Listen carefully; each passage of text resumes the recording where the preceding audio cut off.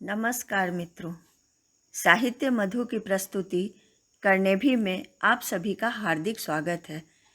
मैं रीता शेखर मधु लघु कथा वाचन की रविवारीय श्रृंखला में आज प्रस्तुत करने जा रही हूँ सुप्रसिद्ध लेखिका डॉक्टर आशा सिंह जी की लघु कथा, जिसका शीर्षक है कसक।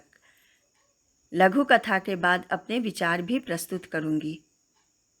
आइए अब सुनते हैं लघु कथा कसक।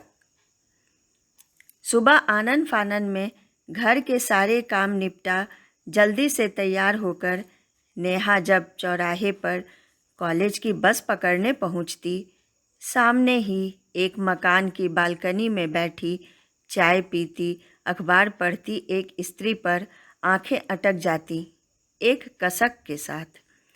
उस स्त्री की आंखें भी बड़ी हसरत से नेहा पर अटक जाती, एक कसक के साथ। मुस्कानों का आपस में सिलसिला बना था, पर कसक कायम थी अपनी जगह पर। मोहल्ले के नवनिर्मित पार्क में अचानक एक दिन दोनों की मुलाकात हो गई। मुस्कान परिचय में बदली, साथ चहलकदमी करने के साथ बालकनी वाली की कसक उभर आई। कितनी किस्मत वाली हो आप, बस सुबह तैयार हो कॉलेज निकल जाती हैं। आपकी साड़ियाँ और आप सच कितनी खूबसूरत। आपकी ही है जिंदगी सुंदर। नेहा मुस्कुरा दी। अब उसकी कसक भी बाहर निकल पड़ी अपना घेरा तोड़कर। जानती हैं मैं क्या सोचती हूँ, आप कितनी किस्मत वाली हैं। सुबह न कोई भाग दौड़, बस चाय का प्याला और अखबार।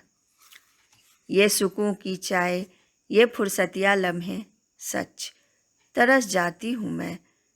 दोनों ही हंस पड़ी। शायद कसक को कुछ ठंड पड़ गई थी। मित्रों, आशा सिंह जी की यह कथा संतोषम परम सुखम के सिद्धांत को निरस्त करती हुई सुंदर बनी है। ईश्वर हमें बहुत कुछ देते हैं, किंतु उसमें सुखी और संतोषी होकर रहने की बजाय हमेशा दूसरों को उपलब्ध वस्तुओं या सुविधाओं पर आकर्षित हो जाते हैं हम। यह मानव के असंतोषी स्वभाव को परिलक्षित करता है। लघु कथा में एक गृहिणी है और एक कामकाजी। दोनों स्त्रियां सुखी जीवन जी रही, फिर भी दोनों को एक दूसरे को देख मन में कसक होती है। यह कसक उस समय दूर हो जाती है जब उनकी आपस में बातें हो जाती हैं। दोनों ही समझ जाती हैं कि उनकी जिंदगियों को वे स्वयं पसंद करें या न करें, दूसरे पसंद करते हैं। सुंदर लघु कथा के लिए आशा जी को बहुत बधाई। लघु कथा पर समय देने के लिए आप सभी का आभार मित्रों, यदि आपको यह चैनल पसंद आए तो लाइक और सब्सक्राइब अवश्य करें और दोस्तों को भी शेयर करना न भूलें। धन्यवाद।